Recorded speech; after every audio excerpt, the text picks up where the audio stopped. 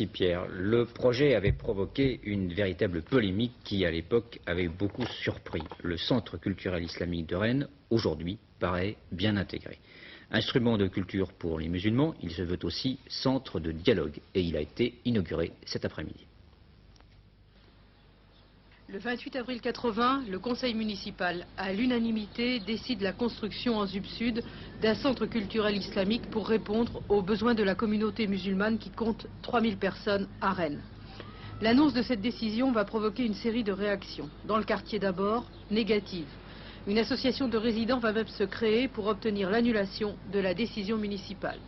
Les copropriétaires, officiellement, craignent que la présence de cet édifice dans le quartier ne fasse perdre de la valeur à leurs appartements. Et puis, au sein du conseil municipal lui-même, le PC, d'accord en avril, va se livrer pendant un mois à une valse hésitation qui mettra l'union de la gauche à l'épreuve, défendant, s'opposant, puis soutenant définitivement le projet. Finalement, le tribunal administratif, saisi par l'association de résidents, jugera légale l'édification du centre.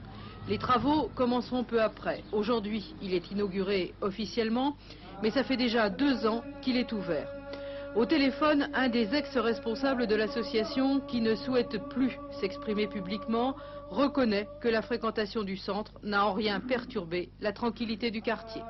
Le centre, il a été créé depuis, bon, il n'y a pas eu de problème, quoi. Il n'y a pas de malentendu, enfin, tout marche, quoi.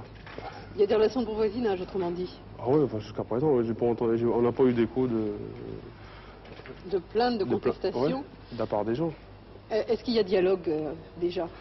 Non, il n'y a pas un dialogue. Bon, il ne faut peut-être pas précipiter les choses, il faut attendre. C'est un travail de longue haleine. C'est à nous d'aller faire des démarches pour les contacter, pour voir les gens, pour montrer que l'islam, c'est quelque chose. Et s'il peut y avoir un dialogue entre les musulmans et les chrétiens, ça serait formidable, quoi. Et vous êtes persuadé que la cohabitation peut se faire sans problème? J'en suis sûr. Chacun fait un petit effort et puis ça marchera, je pense. À l'intérieur du centre, le seul de ce type à exister en France, sont regroupées une école coranique et une mosquée. Le but de ce centre, mieux connaître, approfondir la culture islamique, mais aussi engager le dialogue avec la communauté française. Voyez-vous, plus on se rencontre, plus la culture proprement dite, aussi bien la vôtre que la nôtre, comment dirais-je, ne feront que s'améliorer. Nous souhaitons de tout cœur que nous soyons ouverts envers vous, comme vous envers nous. Nous sommes là, autrement dit, pour vous recevoir, comme vous êtes là actuellement. Il y a pas mal de Maghrébins qui ne savent pas parler arabe, qui ont ce besoin d'apprendre l'arabe, ce besoin d'apprendre leur religion. De connaître leur culture et leurs racines. C'est important, oui, je pense. Et c'est pas pour les anciens, c'est surtout pour les jeunes que ce centre a été créé, je pense. Enfin. Ça sert à ça, ce centre? Surtout à ça. Enfin, il sert à beaucoup de choses, mais entre autres à ça, quoi. En début de semaine prochaine va commencer le ramadan. Du lever au coucher du soleil, les fidèles devront observer un jeûne total. Abstention d'aliments, de boissons, de tabac, de relations sexuelles. C'est le mois le plus long pour les musulmans pratiquants qui devront se rendre également plusieurs fois par jour à la mosquée pour les prières.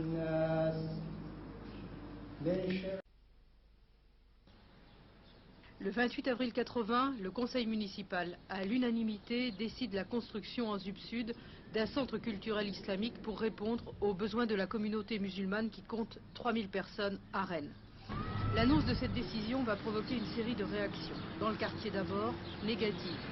Une association de résidents va même se créer pour obtenir l'annulation de la décision municipale. Les copropriétaires, officiellement, craignent que la présence de cet édifice dans le quartier ne fasse perdre de la valeur à leurs appartements. Et puis, au sein du conseil municipal lui-même, le PC, d'accord en avril, va se livrer pendant un mois à une valse hésitation qui mettra l'union de la gauche à l'épreuve, défendant, s'opposant, puis soutenant définitivement le projet. Finalement, le tribunal administratif, saisi par l'association de résidents, jugera légale l'édification du centre. Les travaux commenceront peu après. Aujourd'hui, il est inauguré officiellement, mais ça fait déjà 2 ans qu'il est ouvert. Au téléphone, un des ex-responsables de l'association, qui ne souhaite plus s'exprimer publiquement, reconnaît que la fréquentation du centre n'a en rien perturbé la tranquillité du quartier. Le centre, il a été créé depuis, il n'y a pas eu de problème, quoi. Il n'y a pas de malentendu, enfin, tout marche, quoi. Il y a des relations de bon voisinage, autrement dit. Ah oui, enfin, jusqu'à présent, j'ai pas entendu, on n'a pas eu d'écho de plaintes, de contestations. De la part des gens. Est-ce qu'il y a dialogue déjà? Non, il n'y a pas un dialogue. Bon, il ne faut peut-être pas précipiter les choses, il faut attendre. C'est un travail de longue haleine. C'est à nous d'aller faire des démarches pour les contacter, pour voir les gens, pour montrer que l'islam, c'est quelque chose. Et s'il peut y avoir un dialogue entre les musulmans et les chrétiens, c'est formidable. Et vous êtes persuadé que la cohabitation peut se faire sans problème? J'en suis sûr. Chacun fait un petit effort et puis ça marchera, je pense. À l'intérieur du centre, le seul de ce type à exister en France, sont regroupés une école coranique et une mosquée. Le but de ce centre, mieux connaître, approfondir la culture islamique, mais aussi engager le dialogue avec la communauté française. Voyez-vous, plus on se rencontre, plus la culture proprement dite, aussi bien la vôtre que la nôtre, comment dirais-je, nous ne ferons que s'améliorer. Nous souhaitons de tout cœur que nous soyons ouverts envers vous, comme vous envers nous. Nous sommes là, autrement dit, pour vous recevoir, comme vous êtes là actuellement. Ce besoin d'apprendre l'arabe, ce besoin d'apprendre leur religion. Connaître leur culture, leur racine. C'est important, oui, je pense. C'est pas pour les anciens, c'est surtout pour les jeunes. Ce centre a été créé, je pense. Surtout à ça. Il sert à beaucoup de choses, mais En début de semaine prochaine va commencer le ramadan. Du lever au coucher du soleil, les fidèles devront observer un jeûne total. Abstention d'aliments, de boissons, de tabac, de relations sexuelles. C'est le mois le plus long pour les musulmans pratiquants qui devront se rendre également plusieurs fois par jour à la mosquée pour les prières.